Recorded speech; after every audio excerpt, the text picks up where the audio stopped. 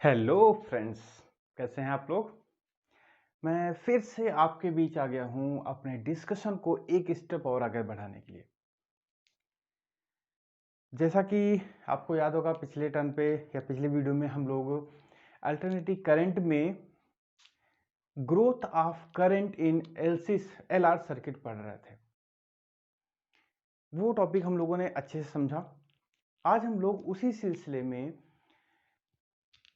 Growth and decay of current in RC circuit पढ़ेंगे, या इसको दूसरे नाम से भी जानते हैं charging and discharging of a capacitor through resistor. ठीक है, लेकिन टॉपिक पे जाने से पहले जो भी जल्दी से जो न्यूज आई है कि सीबीएसई ने या जितने बोर्ड हैं अपने 12th के एग्जाम के पेपर जो है कैंसिल कर दिए हैं। कुछ लोगों के लिए तो बढ़िया हुआ है और कुछ लोगों के लिए बहुत बेकार हुआ है। तो जो सिंसियर स्टूडेंट हैं, पढ़ने वाले हैं, वो अपनी पढ़ाई कंटिन्यू रखिएगा, क्योंकि ये एग्ज़ाम कैंसिल होना आप लोगों के लिए अच्छा नहीं है।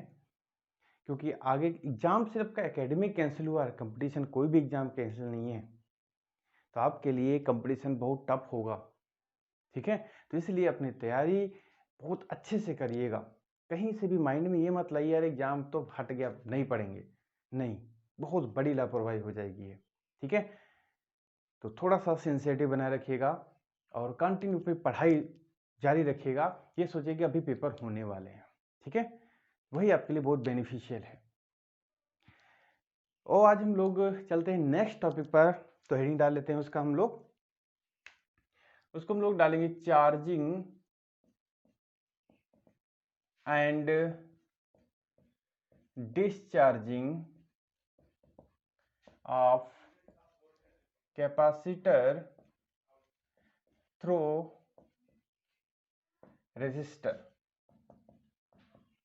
ठीक है, मतलब हमारे पास ऐसा सर्किट होगा जिसमें कैपेसिटर होगा और रेजिस्टर लगा होगा। ठीक है, तो पहले हम फिगर बना देते हैं, फिर उसको डिस्कस करते हैं।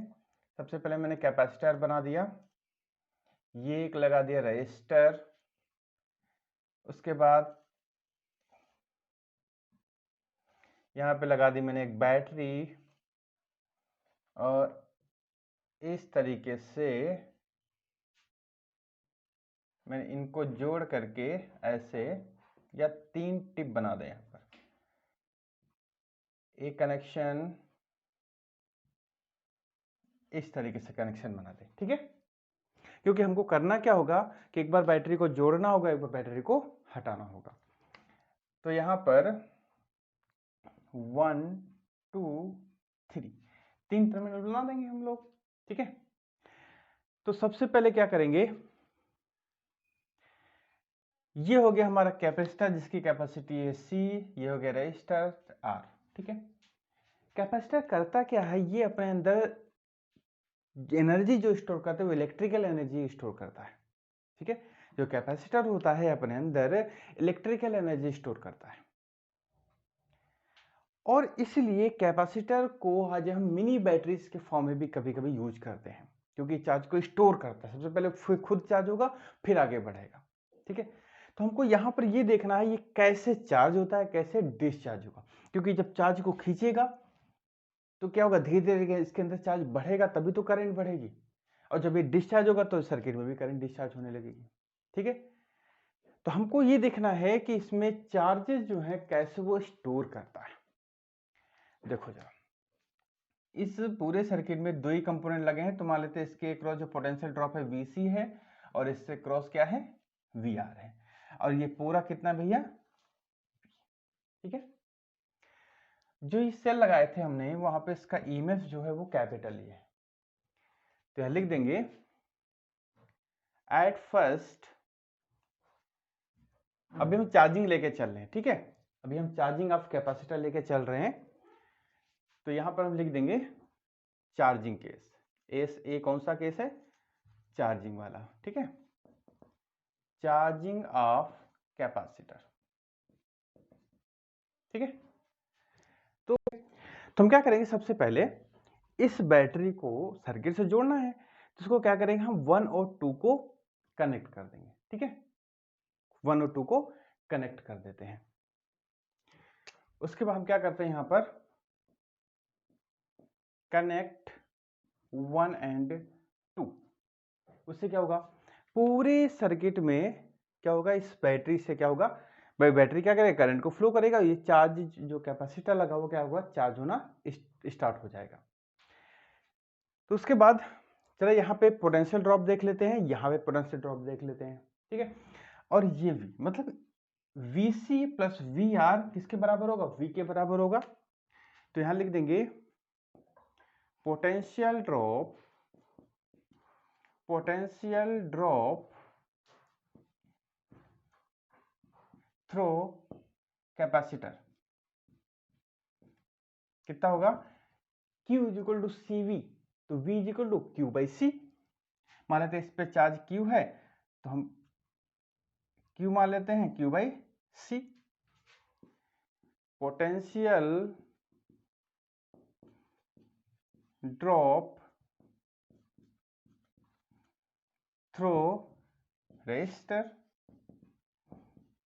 कितना हो जाएगा, IR, ठीक है, V is equal to IR। Hence we can write क्या हो जाएगा, E is equal to Q by C plus IR, equation star, ठीक है। भाई यहाँ पे जितना ड्रॉप हुआ, यहाँ पे जितने ड्रॉप, दोनों को ऐड कर देंगे, टोटल के बराबर आ जाएगा। तो हम लोग ये इक्वेशन लिख सकते हैं। अब देखो जरा, अब ये क्या कर रहा है, कैपेसिटर धीरे धीरे अपने अंदर चार्ज को स्टोर कर रहा है, ठीक है। यानी कि हम लिख सकते हैं at Q is equal to Q naught, मतलब ये हो गया मैक्सिमम चार्ज, ठीक है। मतलब हमने क्या किया, इसको चार्ज देते चले गए, कितना इसके अंदर स्टोर होता है, मान लीजिए ये अपने मैक्सिमम स्टेज पे पहुंच गया, ठीक है। अब यहाँ पे क्या लिख सकते हैं, इसको अगर हम देखें Q नॉट तो मैक्सिमम हो गया, ये तो कांस्टेंट हो गया, तो इसको विद रिस्पेक्ट टू डिफरेंशिएट कर दे, इसको हम लिख सकते हैं dQ upon dt is equal to 0, ठीक है। और ये क्या लिखा हुआ है, ये I लिखा हुआ है, dQ अपॉन dt क्या होता है, I होता है, ठीक है। तो हम इस इक्वेशन में लिखते हैं, तो यहां से फ्रॉम इक्वेशन स्टार, ठीक, रख दो जरा, तो क्या हो जाएगा, E is equal to Q की वैल्यू क्या हो जाएगी, Q naught by C plus 0, क्योंकि ये वैल्यू यहाँ पुट करेंगे तो 0 हो जाएगा। ये सब मैंने इसलिए किया क्योंकि हमको E की वैल्यू चाहिए था, जैसे मैंने LR सर्किट में किया था, ठीक है। तो यहां से E कितना आ गया, यहां से, नाउ फ्रॉम इक्वेशन स्टार, ठीक है। तो इक्वेशन जरूर लिख ही देते हैं, हो जाएगा Q naught by C is equal to Q by C plus IR, ठीक है। तो सही लिख दें, ये हो गया हमारा IR, ठीक। अब इसको थोड़ा सॉल्व कर लेते हैं, देखो इधर ले आओ उसको, तो हो जाएगा Q naught minus Q upon C is equal to IR, ठीक है। इसको इधर ले जाओ, Q naught minus Q is equal to IRC, ठीक है। और I इज इक्वल टू क्या होता है, dQ बाई dt, रख दो। तो यहां पर हम क्या लिख दें, dQ बाई dt लिख दें, ठीक है। अब देखो Q वाले Q तरफ ले जाओ, बाकी सब एक साइड ले जाओ, तो हो जाएगा 1 upon RC dt is equal to dQ upon Q naught minus Q। देखो ये टर्म इधर ले आए, ये टर्म इधर ले गए, अब इसको इंटीग्रेट कर दो, ऑन इंटीग्रेशन क्या हो जाएगा, integration 1 upon RC dt is equal to integration dQ upon Q naught minus Q, ठीक। अब क्या होगा इंटीग्रेशन, देखो जरा, इसका 1 अपॉन RC तो कांस्टेंट है, ये तो इधर ही ले जाए, ठीक है। dt इसका 2 ही रख दो, इसको तो t रख देना, इज इक्वल टू ये हो जाएगा log base E Q naught minus Q, और ये लग जाएगा माइनस, ठीक है, क्योंकि यहाँ पर क्यू भी माइनस में क्यू है। अब यहाँ पर एक हमको प्लस का कांस्टेंट भी तो ऐड करना है, ठीक है। तो ये इसको हम लोग इसको ऐसे लिख लेते हैं, थोड़ा इसको ऐसे लिख लेते हैं, log base e Q naught minus Q, ये माइनस हो गया, is equal to 1/RC T हो गया प्लस सी, कोई भी कांस्टेंट में जोड़ दिया, सी के आप लगा दो की, क्योंकि सी कैपेसिटर का भी लिया हुआ है। हमको क्या करना है, इस के की वैल्यू फाइंड करना है।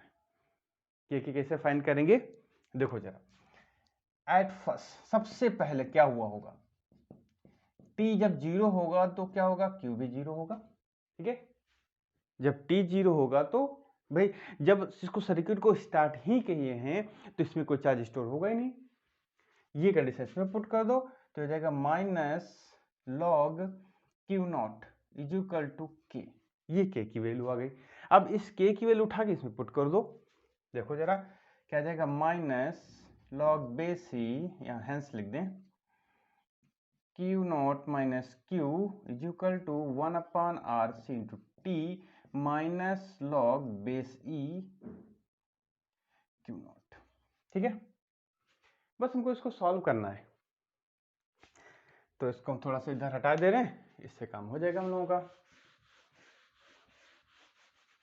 इतने में काम चल जाएगा। देखो इसको इधर ले आओ, तो minus log base e Q naught minus Q plus log Q naught is equal to T/RC, ठीक है। माइनस कॉमन ले लो तो हो जाएगा log Q naught minus Q minus log Q naught is equal to minus T/RC, ठीक है। Log m minus log n, log m/n, log Q naught minus Q naught minus T/RC, log हटाओगे तो क्या हो जाएगा, Q naught minus Q naught is equal to e minus T/RC, ठीक है। इसको क्या लिख सकते हो, 1 minus Q naught is equal to e minus T/RC, ठीक है। इसको इधर ले आओ, इसको हटा दें,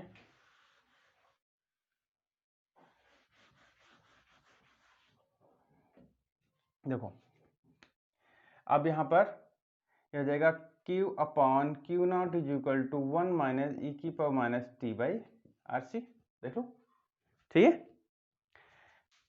Q is equal to Q naught 1 minus e minus T/RC, ये जो इक्वेशन आई है, ये equation charging of capacitor through resistor, ठीक है। यहां पर tau is equal to RC, ये जो टाउ है इसको हम लोग बोलते हैं टाइम कांस्टेंट, बहुत इंपॉर्टेंट ये चीज लिखी हुई है, टाइम कांस्टेंट। तो हमारा एक जो इक्वेशन बन जाती है वो इस तरीके से बन जाती है, ये यानी कि इसका मतलब क्या हुआ कि जो हमारा चार्जिंग हो रहा है कैपेसिटर का वो कैसा हो रहा है, एक्सपोनेंशियल हो रहा है, ठीक है, क्योंकि यहाँ पर क्या आ रहा है, ई आ रहा है। तो ये इक्वेशन जो आई है वो चार्जिंग ऑफ कैपेसिटर आई है थ्रू रेजिस्टर, ठीक है। चलो और थोड़ा सा इसको आगे बढ़ लेते हैं। देखो यहां पर जो टाउ हमने यूज किया है, जिसको हम लोगों ने टाइम कांस्टेंट नाम दिया था, if tau is equal to small t, ठीक है, चाहे T small t is equal to tau तो कोई दिक्कत नहीं है। अगर दोनों बराबर हैं तो यहां पर क्या आ जाएगा, Q is equal to Q naught 1 minus e⁻⁻1, देखो, ठीक है। तो E की वैल्यू होती है 2.718, hence Q is equal to 63.2% Q naught. ये एक वैल्यू आ जाती है कि टाइम कांस्टेंट वो टाइम है, कभी कभी आरसी सर्किट में टाइम कांस्टेंट डिफाइन करने के लिए पूछ देता है, तो हमको कैसे डिफाइन करना है कि टाइम कांस्टेंट वो टाइम है जिसमें कैपेसिटर अपने मैक्सिमम चार्ज का 63.2 चार्ज हो जाता है। ठीक है, ये आपका टाइम कांस्टेंट हो गया। टाइम कांस्टेंट वो टाइम है जिसमें कैपेसिटर अपने मैक्सिमम चार्ज का 63.2 टाइम्स चार्ज हो जाता है, इसके बाद चार्ज स्टोर हो जाता है। ठीक है, इसका अगर हम चार्जिंग का ग्राफ बनाएं तो चार्जिंग का ग्राफ कुछ इस तरीके से बनता है, क्योंकि एक्सपोनेंशियल है तो इस तरीके से बनेगा। ये टाइम है, ये आपका Q इस पे है, और ये जो मैक्सिमम है इसको हम लोग Q नॉट दिखाते हैं। ठीक है, ये जो ग्राफ है भैया, ये आपका चार्जिंग को डिनोट करता है। बिल्कुल डिटो इसी तरीके से डिस्चार्जिंग वाला है। देखो जरा, कोई कठिन नहीं है, लेकिन हाँ एक सीक्वेंस वाइज चलना पड़ता है। ठीक है, देखो अब हम लोग डिस्चार्जिंग का केस लेके चलते हैं। डिस्चार्जिंग वाला तो इससे भी ज्यादा आसान है। देखो तो यहां लिख देते हैं case second, discharging of capacitor.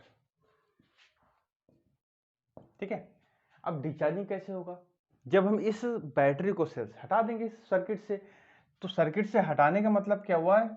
अब हम क्या करेंगे, इस 1 और 2 को डिस्कनेक्ट कर देंगे। अब कनेक्ट 1 और 3 को करेंगे, तो यानी कि कनेक्ट 1 एंड 3, यानी कि अब हमको ये कनेक्ट करके सर्किट को कंप्लीट करना है। तो पोटेंशियल डिफरेंस थ्रू कैपेसिटर कितना हो जाएगा भैया? Q/C, वही पुराना रहेगा। पोटेंशियल डिफरेंस थ्रू रेजिस्टर, ये कितना हो जाएगा? IR। ठीक है, अब जब ये सेल सर्किट में रही नहीं है, देखो जरा ये लाइन देखो, इसमें सेल लगी नहीं तो क्या हो जाएगा? 0। तो यहां पर लिख सकते हैं 0 is equal to, hence 0 is equal to VC plus VR। ठीक है, तो यहां पर VC इज इक्वल टू क्या हो जाएगा? -VR। बस इनकी वैल्यू पुट कर दो। Q/C is equal to -IR। I क्या होता है? dQ/dt। तो यहाँ पे Q/C is equal to -dQ/dt, ये R हो गया। ठीक है, अब Q वाले एक तरफ ले जाओ तो हो जाएगा -dQ/Q is equal to dt/RC। बस इंटीग्रेट कर दो। ऑन इंटीग्रेशन क्या हो जाएगा? -log⁻(E)Q हो जाएगा इज इक्वल टू 1/RC, ये हो जाएगा T, एक कांस्टेंट ऐड कर दिया K। ठीक है, देख लो, कोई डाउट हो तो बताओ भैया। ठीक है, यहां पर अब एट फर्स्ट, सबसे पहले अब जब हम ये देखिए कैपेसिटर जो है वो चार्ज हो चुका है, हमको डिस्चार्ज करना है। जब हम डिस्चार्ज हो नहीं रहा होगा, जब हमने स्टार्ट ही किया डिस्चार्ज होना, तो उस कैपेसिटर पे तो मैक्सिमम चार्ज होगा, तो इसका मतलब Q जो होगा वो किसके बराबर होगा? Q नॉट के बराबर होगा।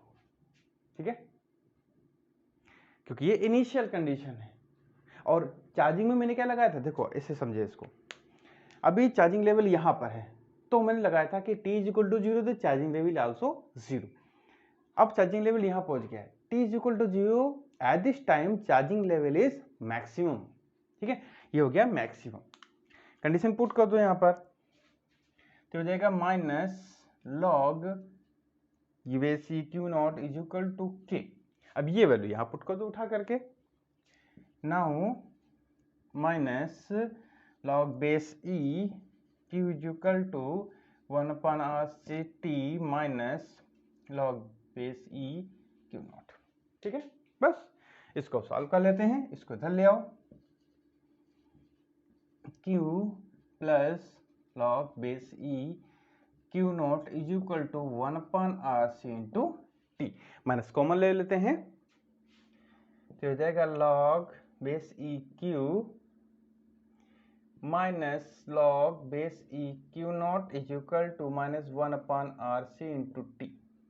ठीक, log m minus log n, log base e Q upon Q naught minus 1/RC into T. ठीक, अब लॉग हटाइए तो हो जाएगा q upon Q naught e की power minus T upon RC। ठीक है, तो हो जाएगा q is equal to Q naught e की power minus T by RC। ये इक्वेशन बन गई डिस्चार्जिंग केस में, मतलब discharging of capacitor through resistor की इक्वेशन हो गई ये। ठीक है, अब देखो जरा, बिल्कुल डिट्टो वही है, कोई नया हम नहीं लगा रहे हैं केस। देखो ये जो यहाँ पर RC लिखा हुआ है, इसको हम लोग टाउ से, अभी मैंने पीछे बताया था, डिनोट करते हैं। तो ये जो टाउ लिखा हुआ है यही क्या कहलाता है, टाइम कांस्टेंट कहलाता है। ठीक है, तो ये इक्वेशन किस तरीके से चेंज हो जाएगी, Q is equal to Q naught, ये हो जाएगा टाउ। ठीक है, फिर कंडीशन लगाते हैं, इफ दिस कंडीशन, तो हो जाएगा Q is equal to Q naught e की power minus 1, put small e is equal to 2.718, तो Q is equal to 36.8% Q naught. तो ये आ गया आपका डिस्चार्जिंग, मतलब कि टाइम कांस्टेंट वो टाइम है, डिस्चार्जिंग कैसे एक्सप्लेन कर रहे हैं, टाइम कांस्टेंट वो टाइम है जिसमें कैपेसिटर का चार्ज जो है अपने मैक्सिमम वैल्यू का 36.8 वो डिस्चार्ज हो जाए। ठीक है, टाइम कांस्टेंट वो टाइम है जिसमें वो अपनी मैक्सिमम वैल्यू का 36.8 टाइम्स डिस्चार्ज हो जाए, वो टाइम कांस्टेंट कहलाता है। इसका भी अगर हम ग्राफ बनाएं, क्योंकि एक्सपोनेंशियल टर्म इसमें भी आ रहा है, तो ये हो गया भैया आपका, ये टाइम को रिप्रेजेंट कर रहा है, ये क्यू को रिप्रेजेंट कर रहा है, और ये मैक्सिमम वैल्यू क्या थी आपकी, क्यू नॉट की। ठीक है, तो ये आपका डिस्चार्जिंग का केस का ग्राफ हो गया। क्लियर। अब इसके बाद छोटा सा और आता है जिसमें फिजिकल